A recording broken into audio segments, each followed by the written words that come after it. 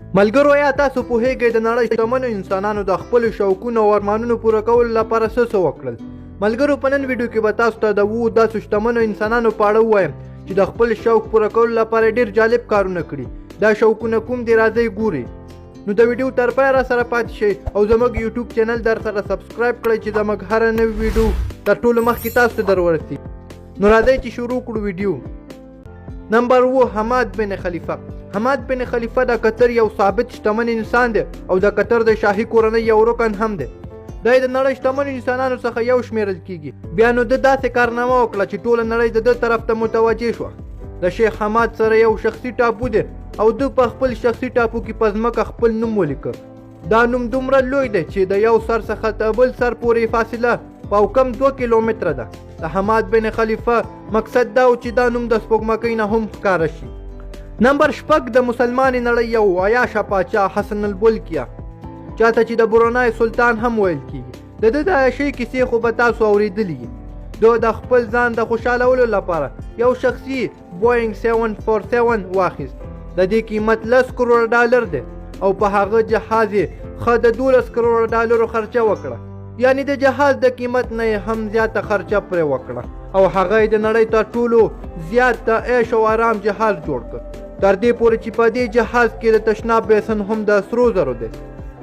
نمبر 5 مکیش امبانی. د هندوستان یو غټ سوداګر او د نوم د نړۍ په شتمنو انسانانو کې راځي. مکیش امبانی د خپل دولت یوه اندازه برخه په دې لوکس بلډینګ باندې ولګوله.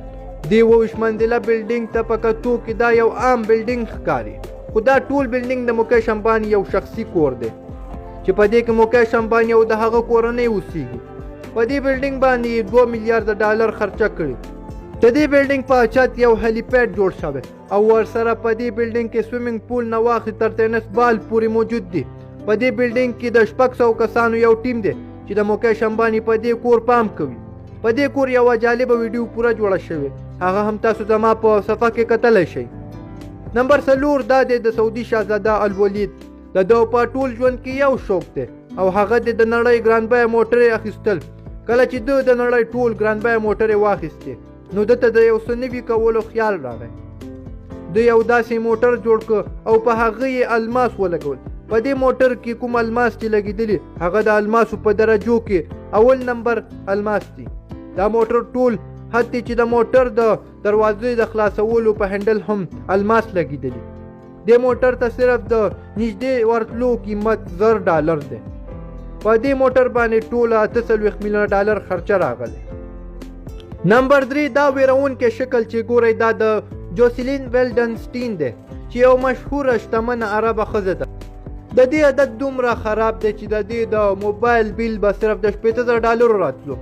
دا ټولې نړۍ هغه وخت وپېژنده کله چې دې په خپل مخ د 400 میلیونو ډالرو خرچه وکړه د پلاستیکي عملیاتو لپاره.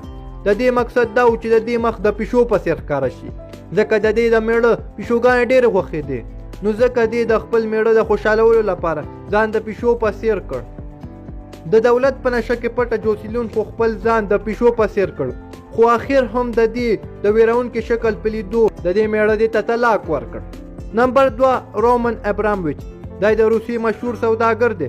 دی د 2 فوټبال ګراونډونو مشر هم دی. ده د خپل شوق پوره کولو لپاره یوه آرامه د نړۍ تر ټولو لویه بیړۍ واخیسته چې قیمت یې 4.5 میلیونه ډالر دی.